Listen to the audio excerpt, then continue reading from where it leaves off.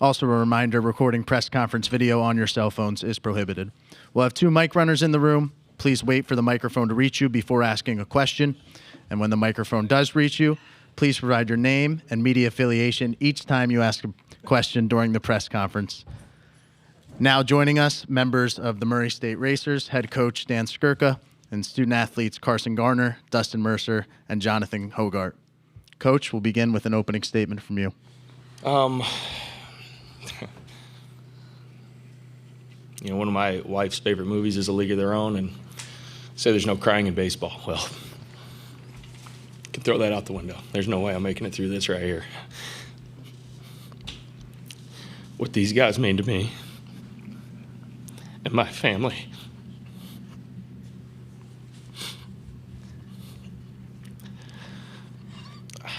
I can't put it into words. After Duke, we we gave glory, and we'll give glory in defeat. This journey, God's great. It's unbelievable. The support we've gotten has just been unbelievable. After we beat Duke, I got 1,300 text messages, all the social media and other. It was blown away. Just hearing from people I haven't heard from in forever. Some people I didn't know that tracked down my number. It's just this journey and what these guys have done to inspire people, to inspire kids to play baseball, to inspire families to watch together, to inspire families to come here and visit and be a part of it. That's what's so special about this, and it's amazing. It truly is amazing. Hats off to Arkansas. I think Gage Wood made himself some money today. Holy cow, with our offense and what we've done all year to a lot of really good pitchers. I'll take the blame. I didn't prepare these guys for what we saw today because it was special, and they've been special all year. So, just again, thanks to everybody. This journey. I heard all these guys saying it. Don't be sad. It's over. Smile because it happened. And Hoagie might have summed it up, or both, because we're sad, but we're really glad that this thing happened and so many people were a part of it. We'll open it up to questions for the student athletes. Noah Beanick, 11.7. Question for all 3 of the players. What are you guys going to remember most about this season? Is it the 2 conference titles? Is it Omaha, Oxford, Durham? Can you guys explain? I just think my friends, this experience has been awesome. All those wins are nice, but I love these guys, man. And the hotel room and all that stuff. That's what I'll remember at least. Yeah, the wins are phenomenal. We had a lot of them. You just can't match the culture we have here. I'm going to miss a coach. I'm going to miss these 2. I'm going to miss every one of these guys. Strapping up the cleats every day to go to war with these guys was such a blessing this year, and I will never take this for granted. The whole entire journey, I can't just pick one. It's all special to me. Yeah, I think they summed it up, but this was a cool experience. The regional, super regional, and then getting here. I think it's something that every baseball player dreams of. But the best part is being able to do it with these guys. I told somebody the other day I get to wake up every day and go play the game I love with my 40 best friends. So that's what I'll remember most.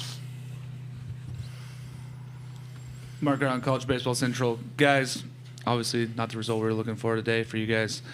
Can you talk a little bit about what Gage was doing? I know you guys have been a big first fastball hitting guys, and what did he do a little special today that just made it so you guys just couldn't get after that, first pitch fastball today? Yeah, it comes from our approach is we're always on the fastball, and I think we proved that all year going down to Ole Miss. No matter who they threw, we were always on the fastball. Same thing in Durham. But today, I think Gage got us in between. Don't get me wrong, phenomenal pitcher. But the thing that he could do was he could throw 97 at the top of the zone and then run breaking balls and sliders off that. When you can do that, and he was attacking the strike zone all day. Only hit one guy, but yeah, I don't know how many 3-ball counts it was, but there must have been only like 2 or 3 3-ball counts. So he was just on us all day. Yeah, I'm looking right here. He threw 119 pitches and 83 for strikes. I mean, that's electric. I mean, he was landing 2, 3. He may even threw a fourth one in there for strikes. I don't even know, but flipping the curveball in there whenever he needed to, and his fastball, he had a little crossfire and with the ride at the top. It looked like it was down the middle, and it looked like it just kept rising away from you. So I mean, the dude was electric tonight. I mean, 19 strikeouts, and that's coming from a team that doesn't really do that a lot. So hats off to him. Like Skirk said, he probably got paid a good amount after tonight. So kudos to him, and he was just really good tonight. I mean, nothing really else to say. We'll take one more question. Questions for student athletes? Yeah, got Adam Wells, WPSD. You guys have been so good all year long as far as at the plate.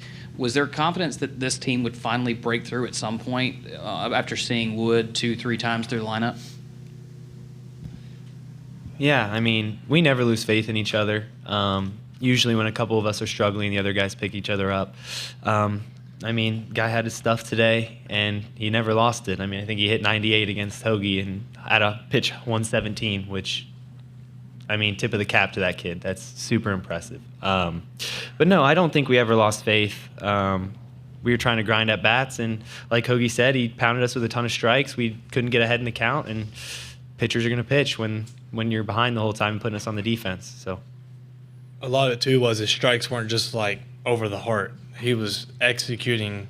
We have a ball system. He was executing the corners of there's like a 1 and a 7. He's living there to me. I know I maybe got 1 or 2 pitches over the plate the entire day. That's not hard to come by. So I mean, the guy was as good as you can possibly be tonight. So I mean, yeah, he definitely earned it for sure. No, we never lost faith. Haven't all year. We're about to start now. About halfway through the game, I think we realized that, hey, this guy's, he's dealing. He's throwing a perfect game. But a couple of those innings where you see, who's coming up, Hoagie leading off. It's like, all right, this is our inning right here. And then even in the 9th, never lost faith. 3-run ball game. We've made that comeback all the time. So never lost faith. Just couldn't come through today. Carson, Jonathan, Dustin, we appreciate your time. Congratulations on a great run. Thank you.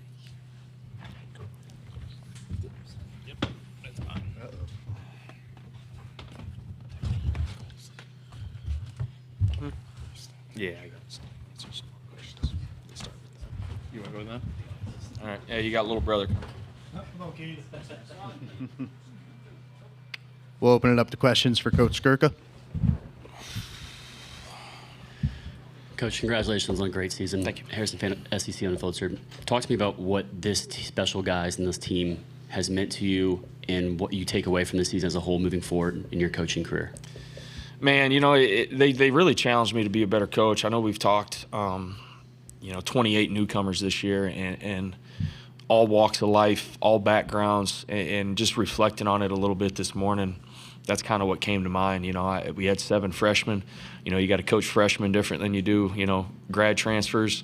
We had some guys cut from other programs. We had some JUCO guys, a lot of talent, guys that, they're good baseball players and just a lot of different stories. And I think in the fall when we did our presentations and the guys started opening up and sharing some of their life stories, kind of opened my eyes about, some of the things they've dealt with on and off the field. Or maybe not dealt with, and some of the guys have had some easy lives, and nothing wrong with that. But just knowing who they were and trying to get through to those 28 guys as well as the returners and build those relationships and get them to gel as a team. I tell them, the very first meeting, I want them to leave as the best versions of themselves. And the bad part, some of these guys you only get 1 year with them. Some of them it's 2. Carson, Dusty, I'm lucky to have 4 with those guys. And you feel like you did, you made an impact, and the other guys you don't know for sure. And I think, again, that was part of the cool thing of, getting all those text messages from guys. Some of them I didn't have great relationships with when I coached. You only get to talk to so many guys in a day and be around them and build those relationships. But then they get inspired, through this team. And they remember their teammates and what a joy it was to play and what the game did and how it got them to wherever they are in life. So, that's the biggest thing for this team I think that I'm going to take away is, getting those 28 new guys to gel with the returners, all 40 of them, and to hear them share, how they feel about each other, and obviously the ride they went on. So that's just, like I said, they made me a better coach, they made me a better dad and a better husband.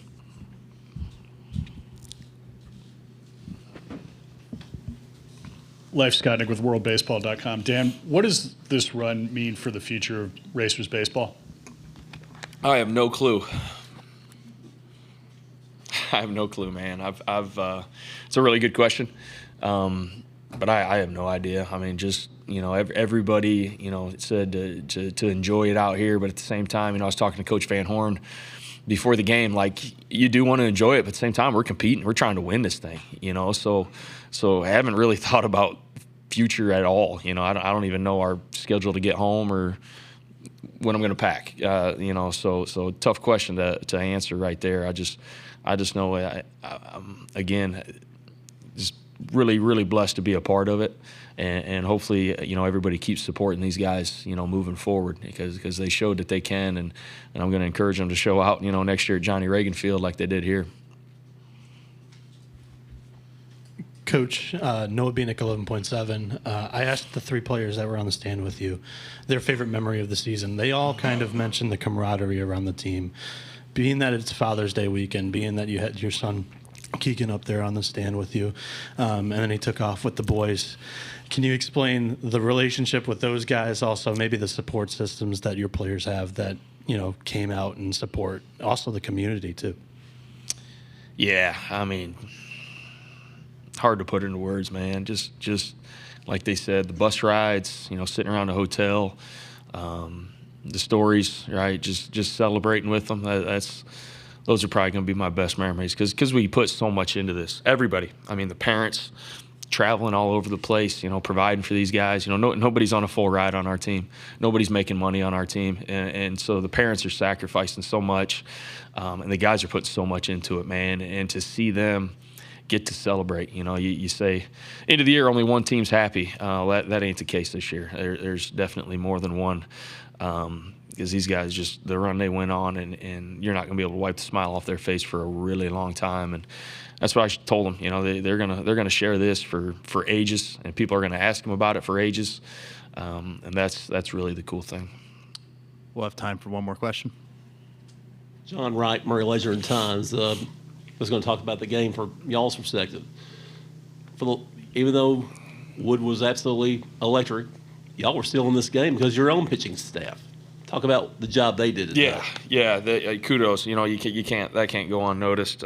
Silva, Kellum, did what they did all year, and just gave us a chance to win. I mean, if you would have said 3 runs, I would have took it going into today. Because our offense all year has scored more than 3 runs. I don't know what the numbers are, but there hasn't been often that we've scored less than 3. But again, Wood. Just hearing the guys coming back, it was like somebody said, "Man, that one had ride," and then the next time they come in, like, that one didn't have ride, it cut, and then he got some guys with his breaking ball, and it was just everything was working for him today, and just kept us off balance, and we couldn't get on the barrel at all.